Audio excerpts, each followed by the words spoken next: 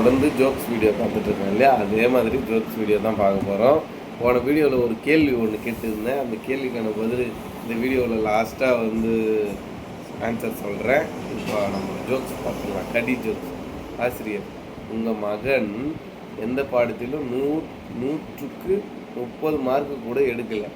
மாணவனின் தந்தை, அவன் எதிலேயும் பேராசையெல்லாம் படமாட்டான் சார்.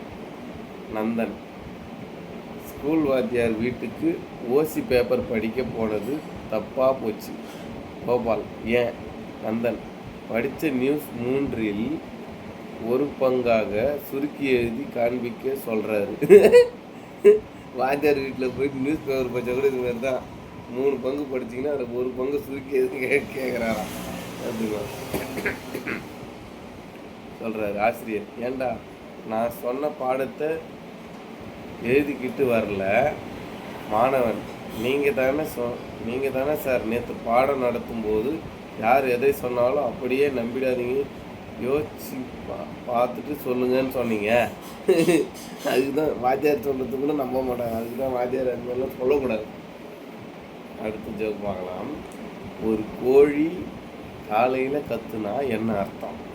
விடை, அந்த கோழி எந்திரிச்சுதுன்னு அர்த்தமா? அடுத்து ஜோக் பார்க்கலாம்.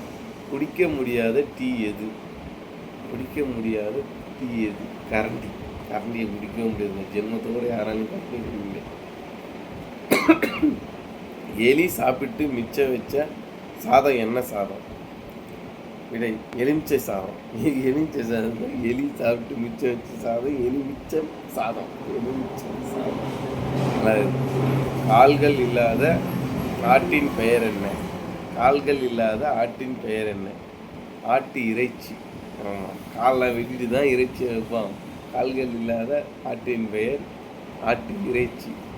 பேங்க்கில் பணம் எடுக்க போனவருக்கு ஷாக் அடிச்சுச்சான். ஏன்?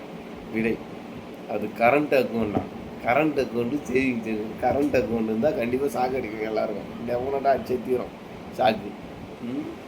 நம்ம அடுத்து ஜோகை பார்க்கலாம். டன் கணக்கில் துணி துவைக்கும் இடம் எது? விடை, வாஷிங்டன். டன் கணக்கில் இது பண்ணுறது வாஷிங்டன் தான், துணி துவைக்கிறது. பயணம் வந்துல நானே மிரண்டு போயிருந்தேன். இன்னைக்கு பார்த்த ஜோக் எல்லாமே அதிரடியாக இருந்தது. கணவன் மனைவி ஜோக் மகாமுட்டு ஓடி போச்சே. நம்ம அடுத்த ஜோக் பார்க்கலாம். இந்த கேள்விக்கு நீங்கள் ஆன்சர் தெரிஞ்சால் கமெண்டில் போட்டு போங்க. சினிமா நடிகைங்க மார்க்கெட் போனால் என்ன பண்ணுவாங்க? அந்த கேள்விக்கு ஆன்சர் தெரிஞ்சால் நீங்கள் போட்டு போங்க. நான் இப்போ மீமை படிக்க போகிறேன்.